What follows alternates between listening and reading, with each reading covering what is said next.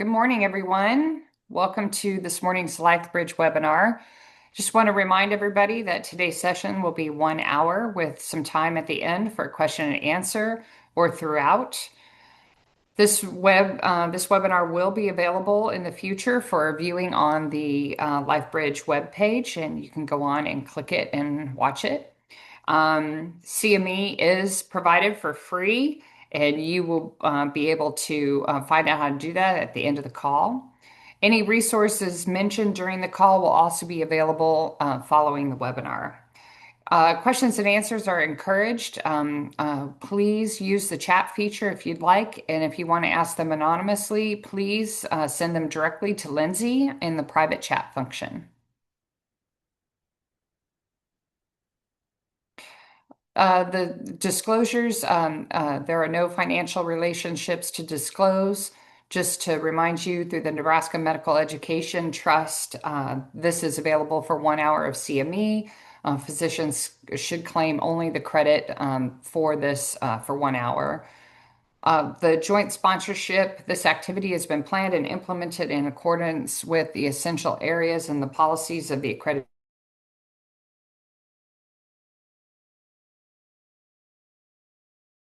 Nebraska. The Nebraska Medical Education Trust is accredited by the Nebraska Medical Association to provide continuing medical education for physicians. Today, our speaker is Dr. Todd Stahl. Dr. Stahl is practicing psychiatrist and addiction medicine specialist in the Omaha area who received his medical degree from UNMC and did his residency training in the Creighton, Nebraska Department of Psychiatry. He has worked in rural and academic government and public sector settings. Dr. Stahl has a long-standing interest in physician health and well-being. He has worked with physicians for over 20 years to help address the challenges they face and assist with solutions. Dr. Stahl holds a Doctor of Medicine degree from the University of Nebraska Medical Center and is board certified in psychiatric and addiction medicines. He has worked in a range of settings, including private practice, academic, administrative, and athletic. As a performance psychiatrist, he works to identify and address psychiatric, psychological, and interpersonal and wellness needs through mental health, nutrition, exercise, and mental health skills training to optimize health and well-being. Dr. Stahl has treated physicians for more than 20 years to address problems faced by physicians and promote health and well-being. So with that, I will turn it over to you, Dr. Stahl. Thank you so much for being here today. And Good morning. Thank you. your I slides. appreciate the opportunity. So, why don't we jump in? The topic that I have been asked to discuss is around physician health, and I know that we talk about well-being. This is going to sound a little bit different when we talk about well-being, because this is going to talk about some of the problems that physicians have. So, can you see my slides okay, Lindsay? Okay. All right, great. Yeah. So, um, you know, the presentation today is largely based on kind of my experience over the last 20 or 25 years treating physicians. And then in the other kind of domain or capacity is seeing the side of disciplinary kind of problems when I was on the board in medicine and surgery. My role in treating kind of physicians uh, is comes from kind of an older school of psychiatry, really, in the sense that it's not the quick visits. It's a lot of kind of counseling or therapy, and sometimes the use of other strategies like or complementary strategies, whether it's medication or other kind of potential ways to help. So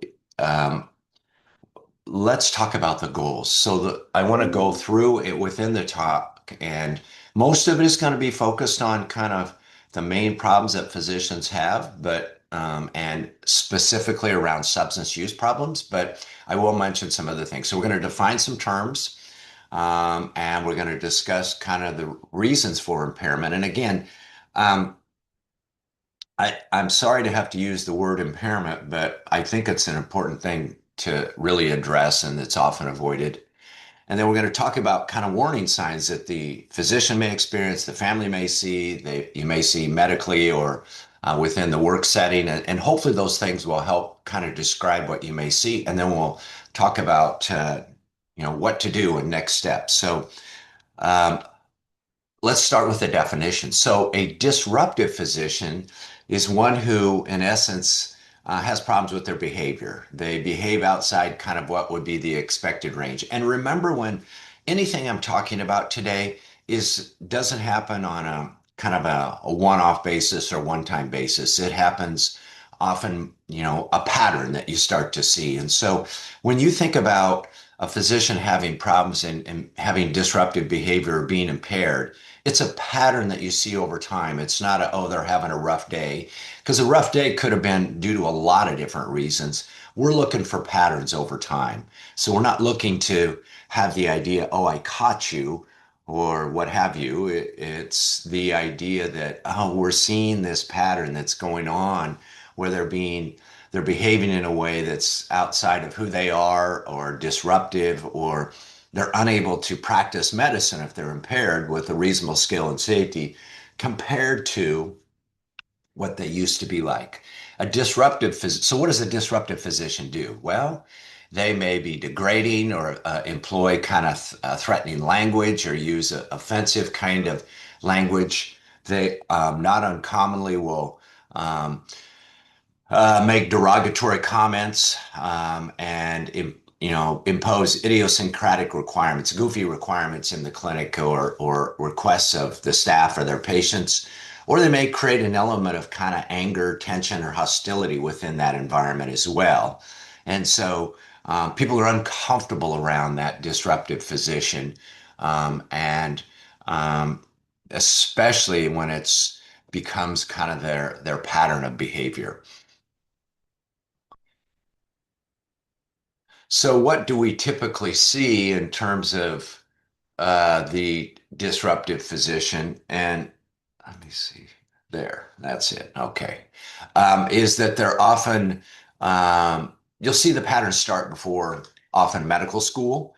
And not only will you see it start before kind of medical school, but then you see some persistence through either med school or medical school or residency, where there's an element of kind of irresponsibility, and there's not corrective action. And these things often result in kind of unprofessional behavior, or dysfunctional or maladaptive, if you like that word better, kind of strategies to deal with what's happening or what's going on. Who's at risk, or what are some of the kind of causes? Well, it may be temperamental, meaning that's the biological component of personality that may have a biological kind of diathesis, but there's this temperament or biological kind of component of perfectionism and idealism, if you will. These individuals are often people pleasing, and they struggle with kind of work-life imbalance. And so without that balance, it's a setup for kind of tension and irritability and um, becoming detached. Well, what does that kind of remind you of, right? Because these individuals get fatigued and they become detached, and um, you start to see exhaustion and burnout, right? That may lead to other sorts of variables or factors beyond the exhaustion or burnout that could lead, for example, to mood problem or a substance use problem. Often these individuals will see themselves as, I can handle this, I can manage this. So that's that kind of quote unquote specialness.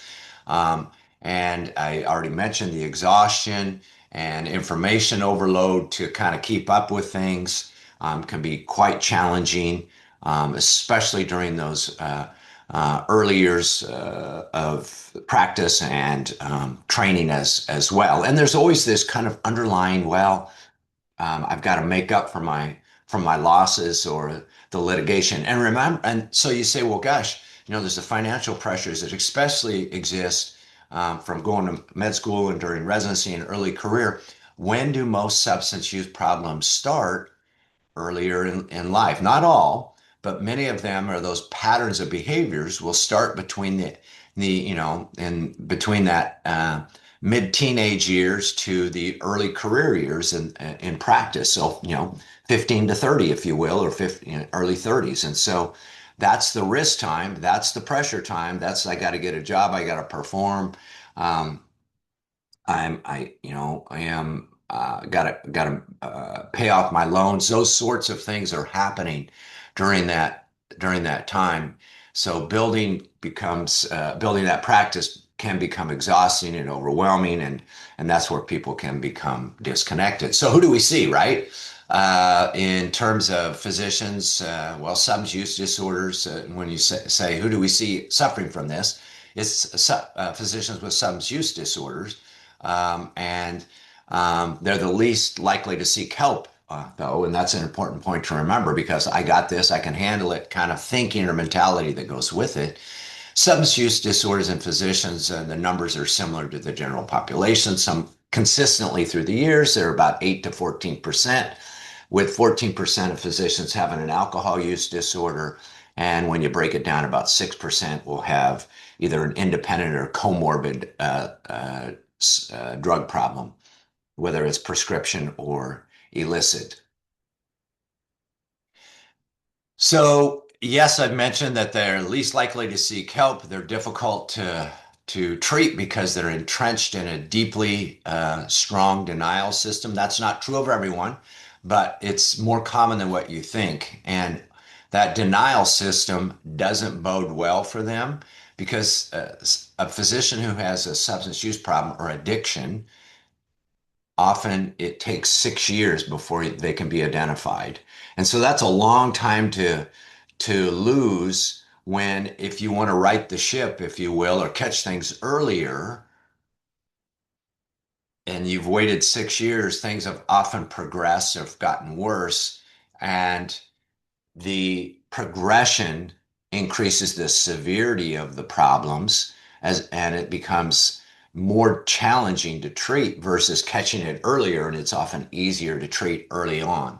So what is addiction? And I'm gonna go through what I call the 4 C's with addiction, and then I'll leave you with at the end of this slide here. I'll leave you with one word that I think describes addiction fairly well. So the 4 C's, without getting into the 11 criteria for kind of a substance use disorder, think of the 4 C's. It's easier to remember.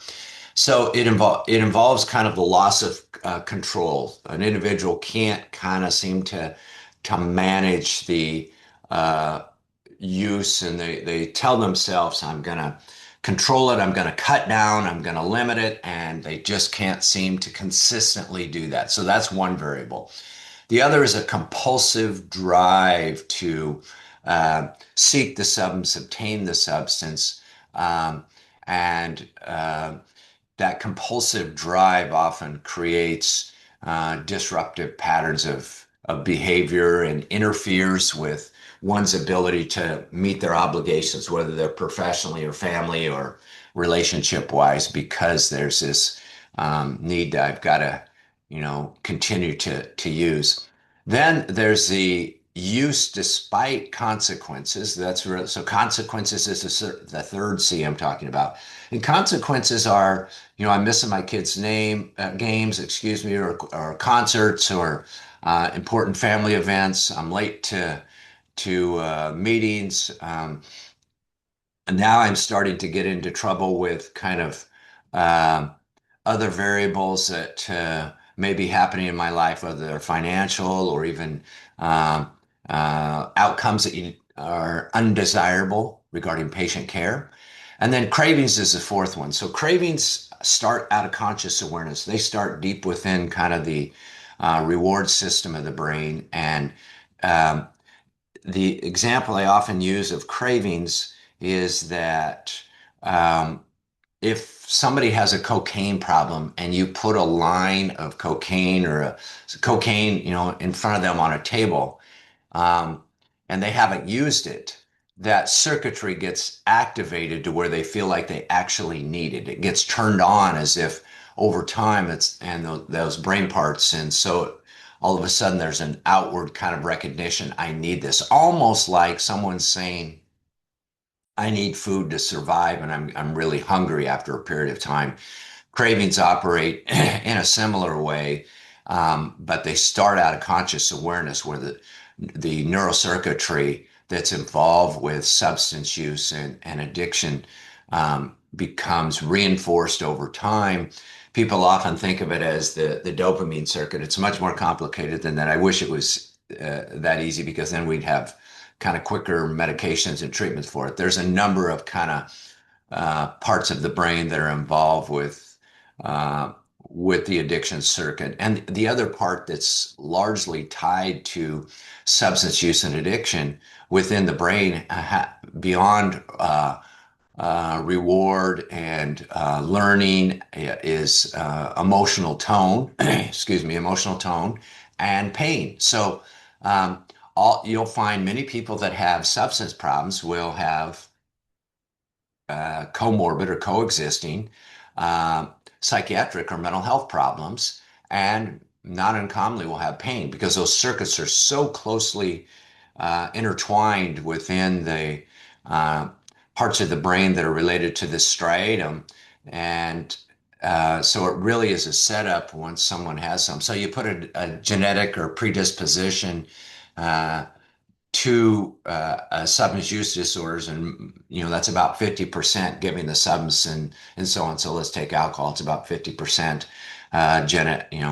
genetic predisposition, and then the right setting or right involvement, and it really is a setup to reinforce that neurocircuitry that's involved with developing a substance use disorder and a pattern over time. So if you think of addiction and think of one word. I often use the word loss, LOSS.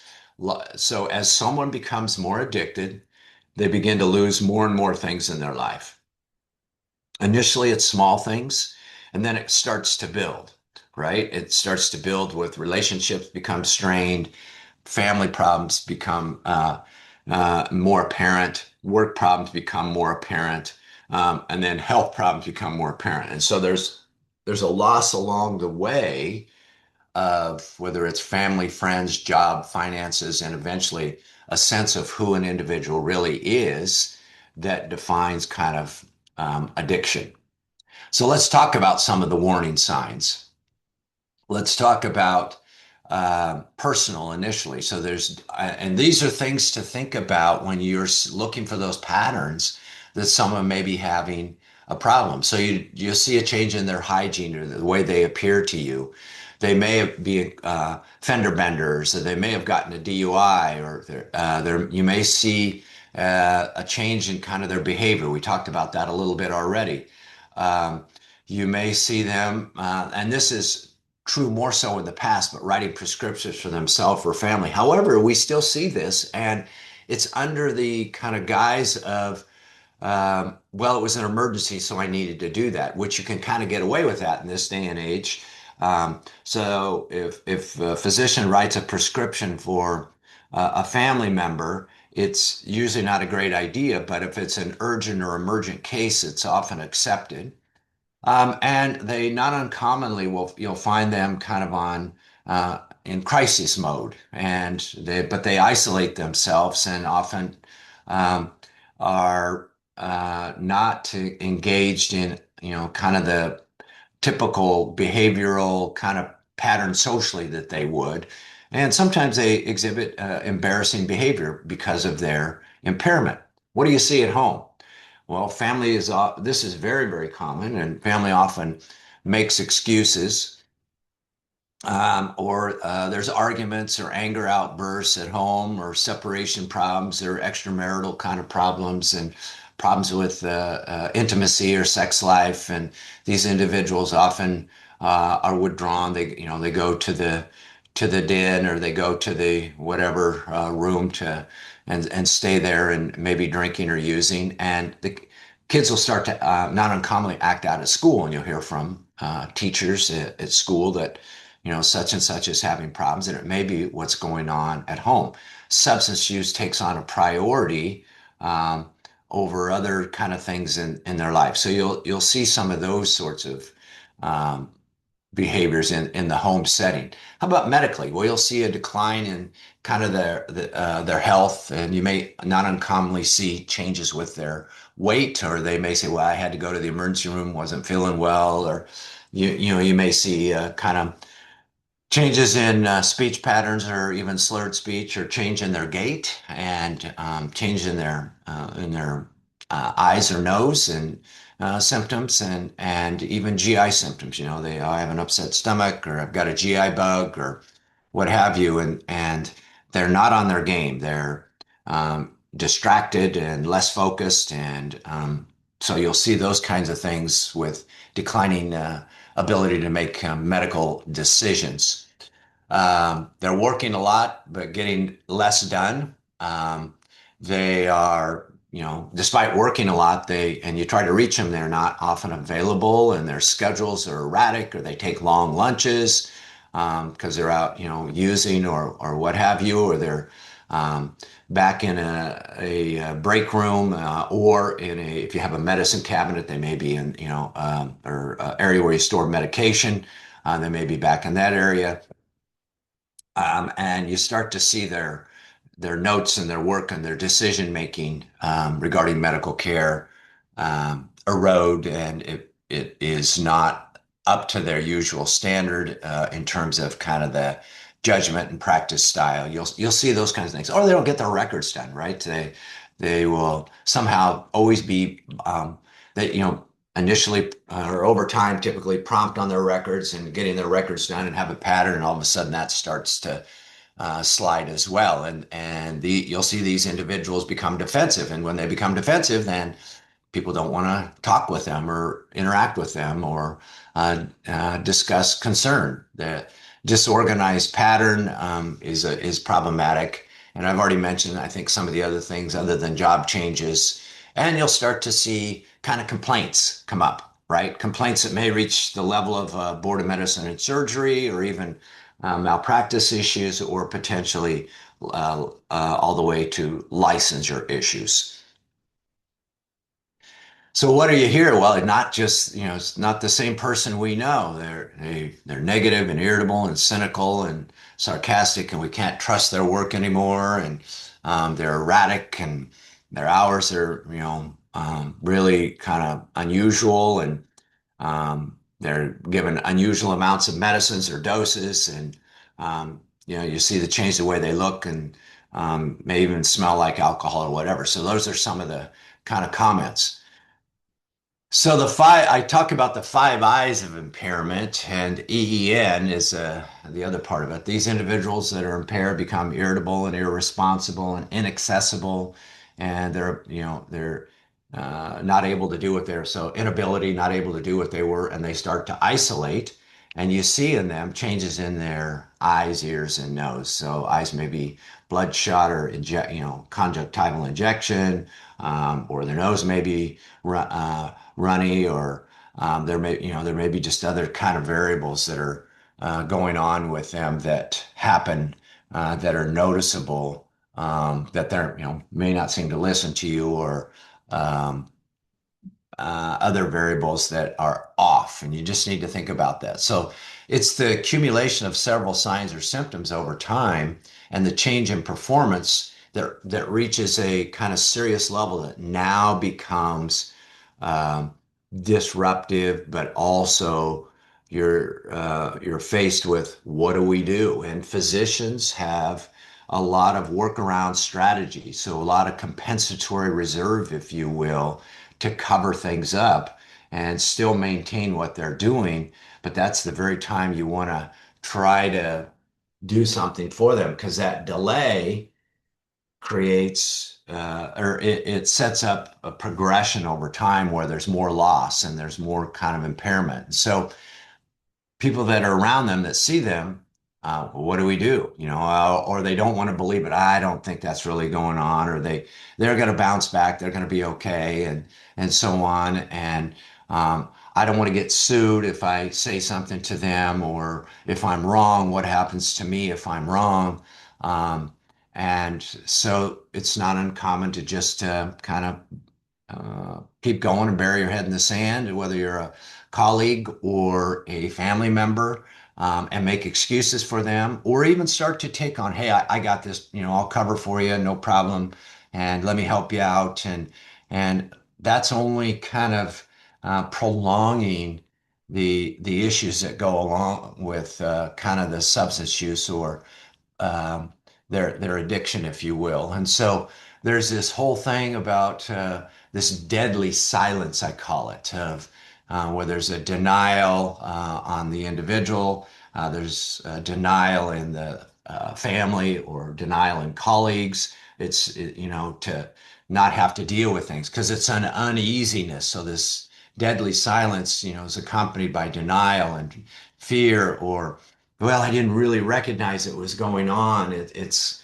a irrational justification, if you will, or well, I wasn't really sure. That there's an ambivalence, even though deep down individuals say, I know there's a problem, but well, I wasn't really sure, and this could cost them their career and their license and so on. Well, the more likelihood is that if it progresses, it's going to cost them more than if something is done earlier or tended to. And um, so think of it that way, because it won't usually go away on its own. And early intervention, really, really important, whether it's with a physician or, outcomes for, most substance use disorders occur earlier in life, as I mentioned. And so if there's an earlier intervention, outcomes are often much better if they're addressed early. And so there's less loss. Remember that loss. There's less loss of a marriage, a job, of finances, and so on. And patients are safer, and that's really, really important. So the goal of intervening as a colleague or as a family member is not to provide treatment, but it's to help the individual get the treatment that they need in a confidential capacity, which is really, really important. And if you recognize as an impaired colleague, you have an ethical obligation to report this, whether they're impaired or incompetent or doing unethical things, and that's true of every state. So there is some liability when you think of, oh, I shouldn't do anything and I shouldn't say anything. There is some liability on our part if we don't do something and we recognize someone is impaired. So what do you do, right? Well, if someone's really impaired and very serious, you've got to report to the Board of Medicine and Surgery about a colleague. If it's worrisome, talk to the physician. Have a discussion with them, express your concerns, and put it in a way that they realize that you're trying to help them. There's likely going to be pushback. There's likely going to be denial, but they're going to take that with them. They're going to be thinking about it. And over time, it is very, very rare that a physician is resentful towards a colleague who is reaching out to them, especially when their career can be saved and they know that there are issues, but they either deny it because they don't know what to do, or they're embarrassed, or they're afraid they're going to lose their license, or there's going to be financial consequences. The physicians that are having problems, often in the long run, will be grateful. Not up front, often there's denial. And so should you approach them individually? Well, it depends on your relationship with them. Should you approach them with another person? I think if the two of you have a pretty good relationship with that individual, then it's often better received to come from uh, a colleague, or even a spouse or a family member can be involved with, hey, we're concerned. Um, let's set up a plan for you to have an evaluation. Let's set up a plan for you to get help, and that's really, really important. If you're approaching someone that has a problem, then you deny it, and then what do you do, right? Well, if you're in a hospital system or within a group, You can talk to the kind of health committee within a group.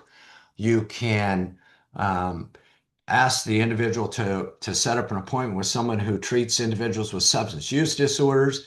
Um, if you're still striking out, you can go to the chief of staff or the hospital administration if you're in that, or clinic administration. And there's several individuals that could potentially get involved, whether it's a supervisor or chief of staff or a impaired physician health committee or the physician health program, which we don't have in Nebraska, right? And I'll talk about that here in a minute. So, what's the mandatory requirements for Nebraska? Okay, and many people are interested in this. Well, if you know something's going on, um, someone has to report within 30 days. Okay, so you say, well, does that mean I have to report in 30 days? Maybe.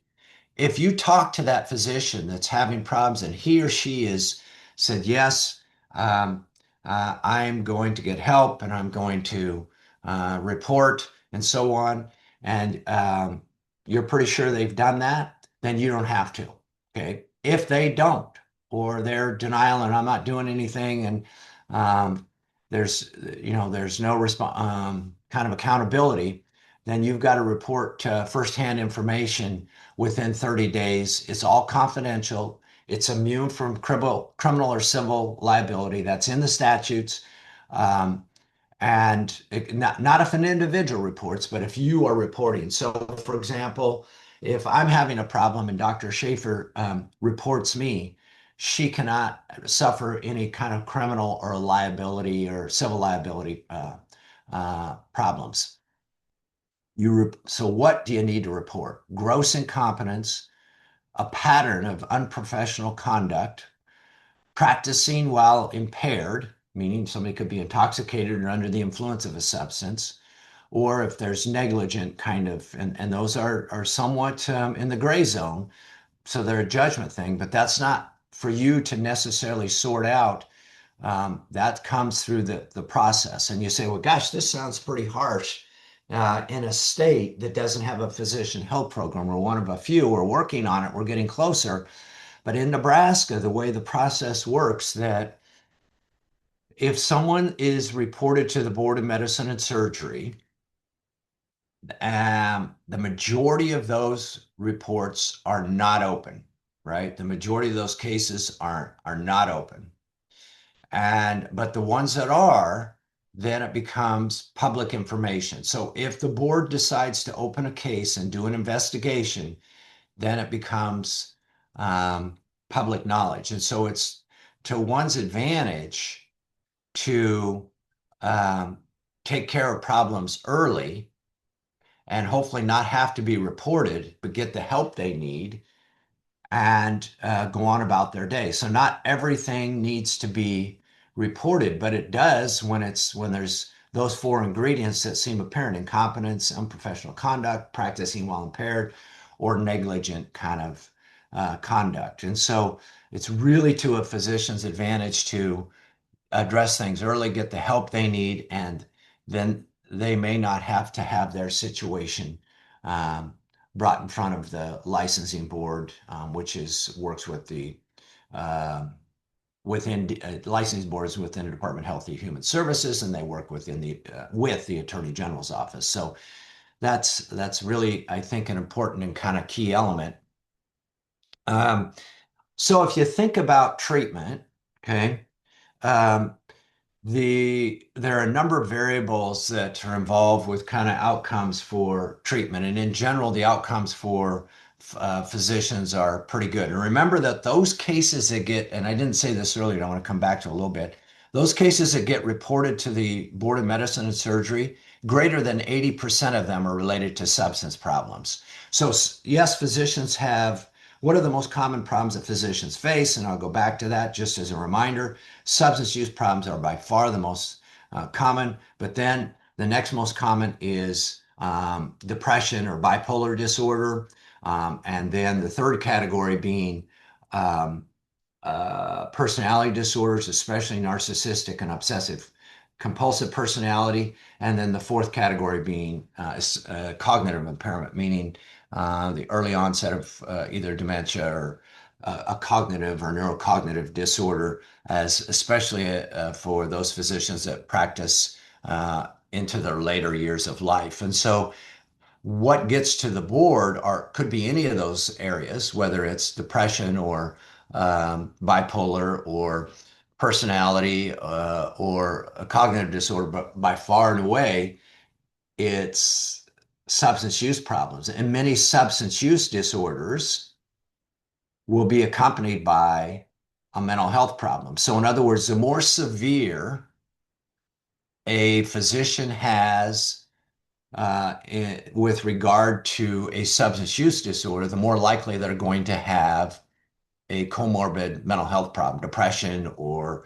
uh, you will see accentuation or exacerbation of maladaptive personality characteristics. So when you say, geez, they have a personality disorder, yeah, maybe, and that may be the only variable, but often there's other things going on and look for substance problems because substance problems make personality problems less adaptable or more maladaptable, if you will. So let's go back now to thinking about, okay, physician gets reported, they come and now they need treatment. What are the variables that are involved with treatment? And there's really kind of four main ingredients.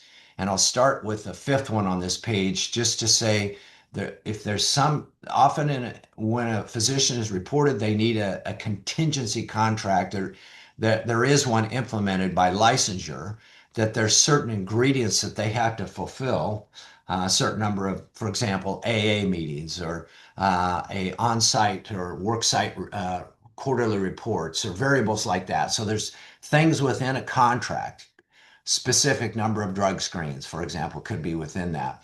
Yes, that is standard for any state, but the four ingredients that really have an impact on outcome are how long someone is working in a program. So duration of treatment. And I don't mean just going to a 28-day treatment program or 30-day treatment program and calling it good. I'm talking about um, working in a program over an extended period of time, maybe lifelong, depending on the severity, to commit to recovery. That's a really, really key ingredient and often overlooked. So it's not just going to a residential treatment or what's sometimes called inpatient treatment. It's also continuing into a program, whether it's intensive outpatient or an aftercare program or AA or what's called smart recovery or something equivalent to that.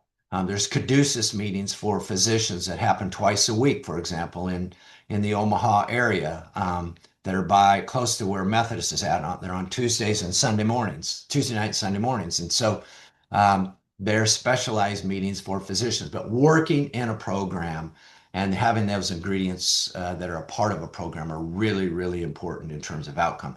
Untreated psychiatric illness, and that's why I went back to saying as severity increases, mental illness increases, untreated mental illness recidivism rates go up fairly significantly for substance use. So, in other words, people relapse if they have untreated depression or untreated anxiety.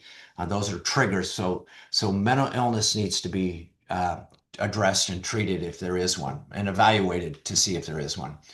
Then replacement activities and behavior, really, really important. What am I doing that I value, that I will commit to in place of my drinking times or using times and so on? So they have to be replacement behaviors and activities that are valued, really, really a key ingredient. That's the third important ingredient for determining outcome. And then the fourth is finding that group that loves you, holds you accountable, is there for you regardless of the time of day, and using them. And they're not your police, but you reach out to them. They know what you want to accomplish. They know the challenges you face. They know you have problems with a substance use disorder. And then you put those four things together with this contract from, if you will, from DHHS. And those are the key ingredients that have an impact on outcome. Most physicians return to work.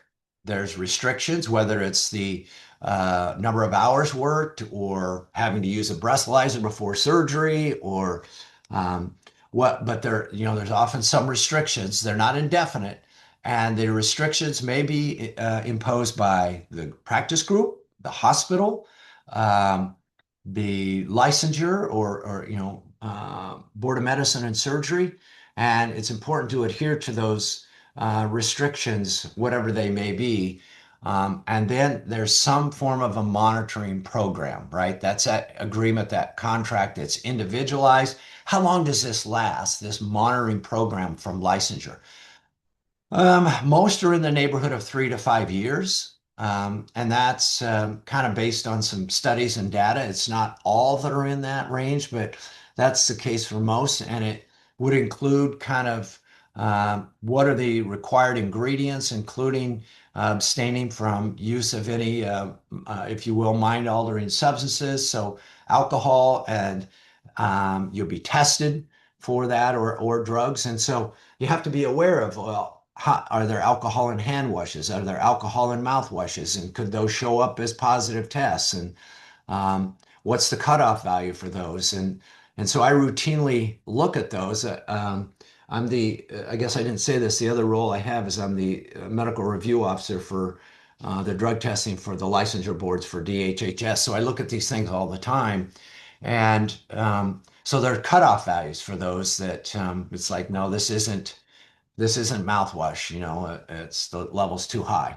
And then having drug screens. And drug screens are not we caught you any more than a hemoglobin A1C should be a punitive thing. It's a tool that, if used correctly, can incentivize an individual to say, this is one other ingredient that helps me as an individual that has a substance problem not use, whether or drink or whatever the case may be. And then, evaluating how things are going over time, and improves out and to improve outcomes. Now, one of the really, really important overlooked things, and I see it over and over and over, and there's exceptions to this, are the work environment. And the work environment, um, let's go along the path that often leads to this, and whether it's a mental health problem leading to substance problems or burnout leading to substance problems, the hospital and the clinic have a major role.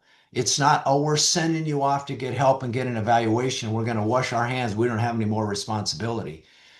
They have a major role in what's going on. And if they neglect that role, they diminish the possibility of having a favorable outcome. So you want to have a favorable outcome.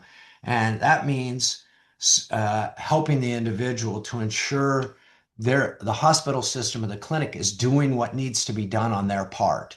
And there's a lot of ingredients that are important to that can help or assist the individual that's suffering from a substance problem. So it's remember, substance use disorders occur often, and people become lonely and feel isolated. The treatment is involving others, family, uh, important friends, if appropriate, and individuals that are in the work setting. Substance problems are bigger than the individual and need to collectively include others in the process of treatment.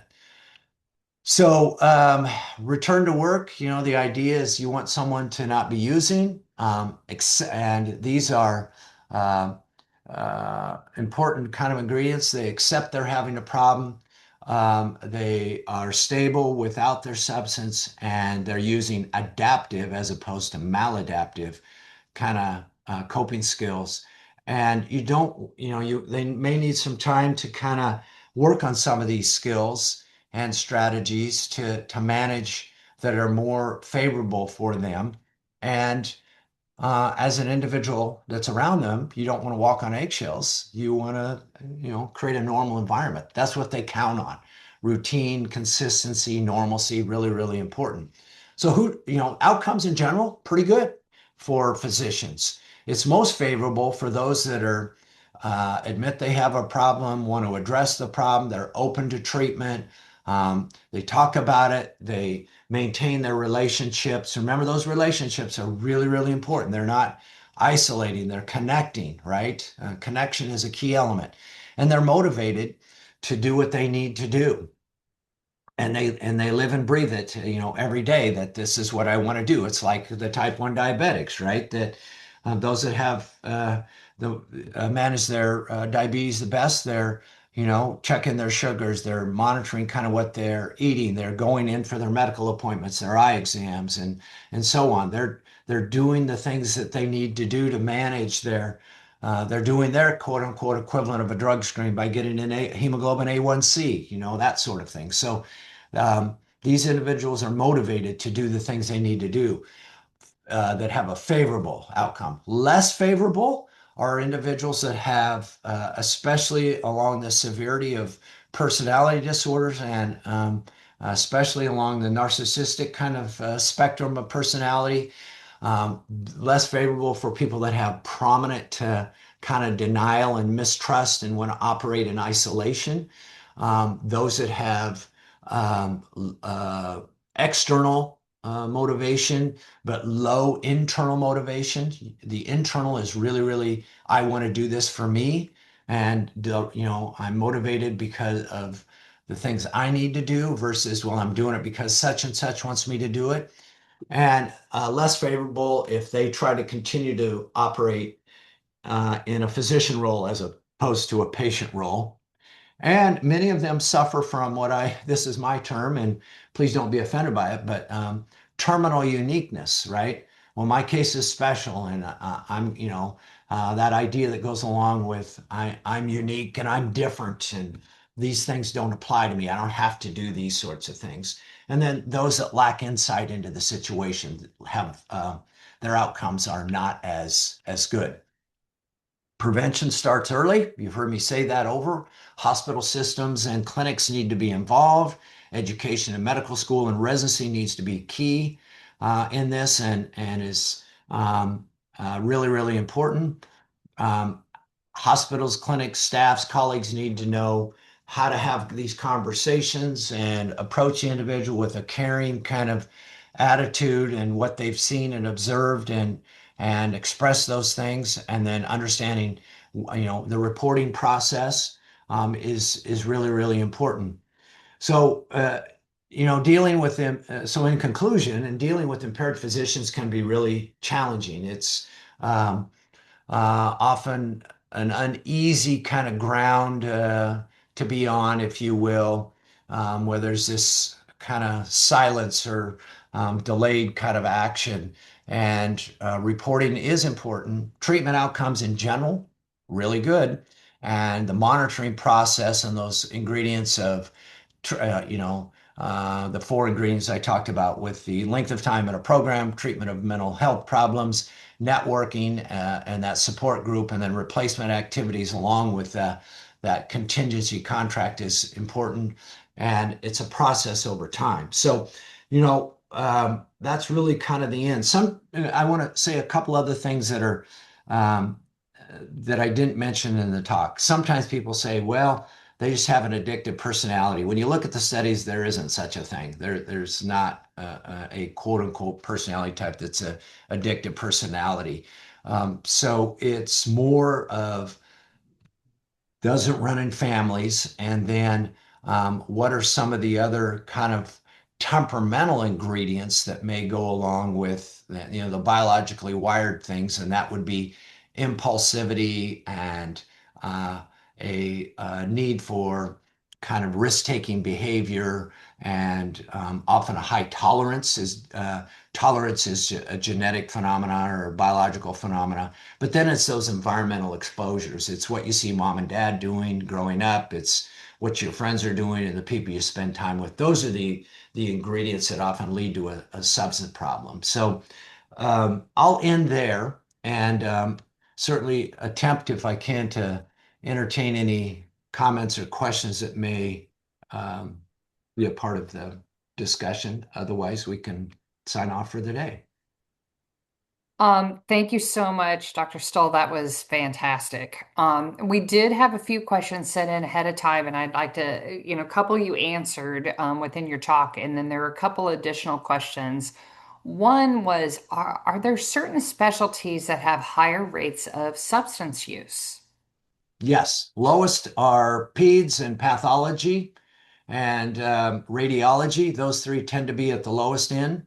Okay. At the upper end are anesthesiologists, emergency docs, and then you kind of get the psychiatrists probably in the next group, and then the middle group are kind of everybody else. The surgeons, surgical specialties, internal medicine, family practice, and so on. So at the top of the spectrum, or most risky, are um, ER docs, emergency room physicians, and anesthesiologists. So a dovetail on that, do they have better access to drugs than alcohol? Is there a preference or a higher incidence of drug abuse in those groups than alcohol use? Or is there was a question about, is there a higher incidence of alcohol or drugs? But you covered that in the percentages. So when you go to specialties, does that change those statistics a little bit? Exposure does to a degree, not as much as probably what you would think about, but there are those specialties that, in fact, I'm going to say it differently.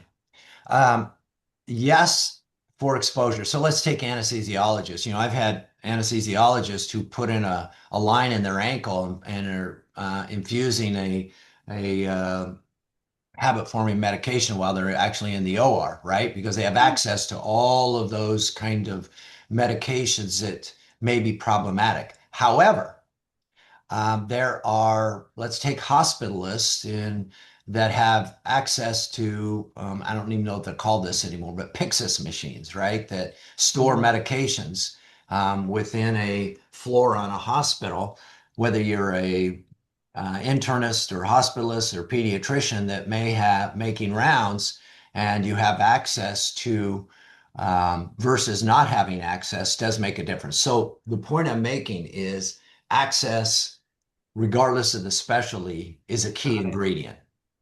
Got it. Okay, that makes great sense.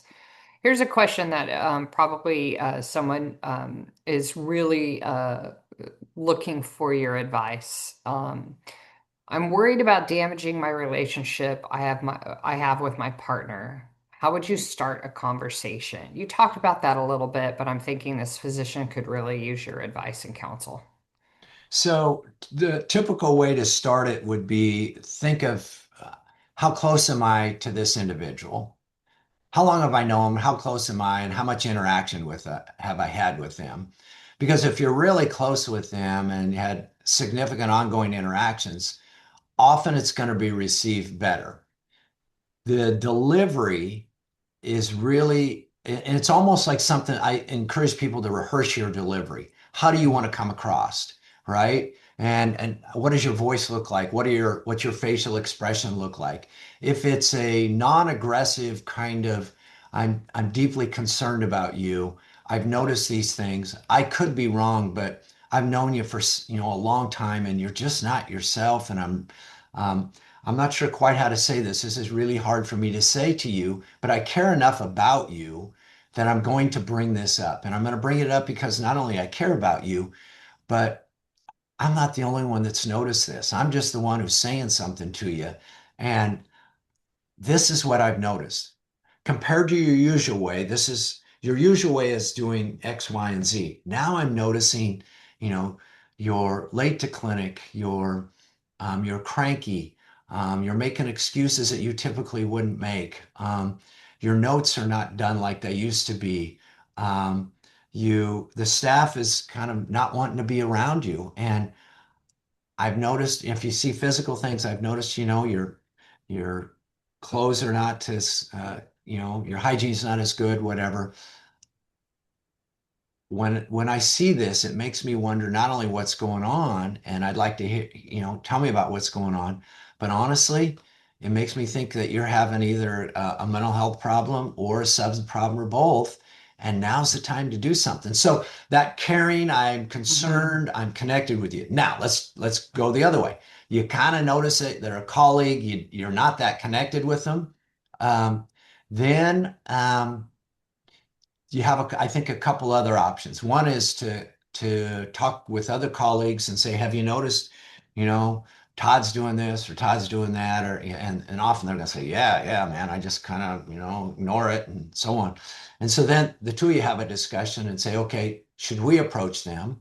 Or is if there's a spouse involved and you know the spouse, make a phone call to the spouse. Honestly, it may seem kind of unusual, but this I tell it's very unusual. A spouse doesn't know what's going on. Really, really unusual. And so, I mean, it almost be like they have to be living separate lives in separate cities.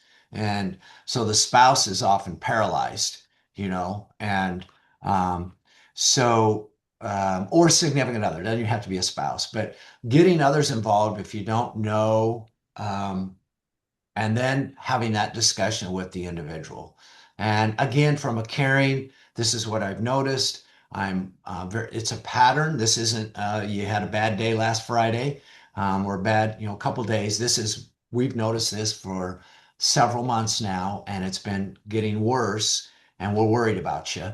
And so, we think that you need to, do something. Now, the thing I didn't mention in the talk that's really, really important, and that this happens over and over, and thank you for triggering me to think about this. Individuals go in for an evaluation, and the world is beautiful. Things are fine, they're exaggerated, so on. It's really important that there's collateral information that's provided to that person doing the evaluation. They need more voices expressing what they've observed and collateral history than an individual going by themselves. Because remember, denial is rampant. So the individual that goes in for the evaluation, yeah, I drank too much last Friday, but you know what? It was a one-off. I'm fine, and they're making this bigger than what it is, and or they may not say that it's the staff asked me to come in or colleagues asked me to come in and get evaluation, but that was just a one-off. And so the evaluator has nothing else to go on. Well, it must have been just kind of a one-time deal. So having additional history and input is a key element to the evaluation. We have one last question. I'm hoping we can cover it really short and sweet, but is there anything residency programs specifically can do early to identify problems? Starts with educating the all the resident medical students and residents and look, and they're not the police for each other, but that's the group that's you're sitting in the lecture room with, or you're making rounds with, you're doing morning report with every day. So it's educating those that you're with. That's really, really important. But then it's also educating the attendings to look to see if there's that they're aware of kind of a change or something that's going on. So it's not it's a system thing. It's a culture thing. It's Yeah. a we This is something we need. We're not the alcohol police or the drug police or whatever, but yet we care enough about each other that we're going to do what needs to be done. I'll tell you who's great at this is the pilots.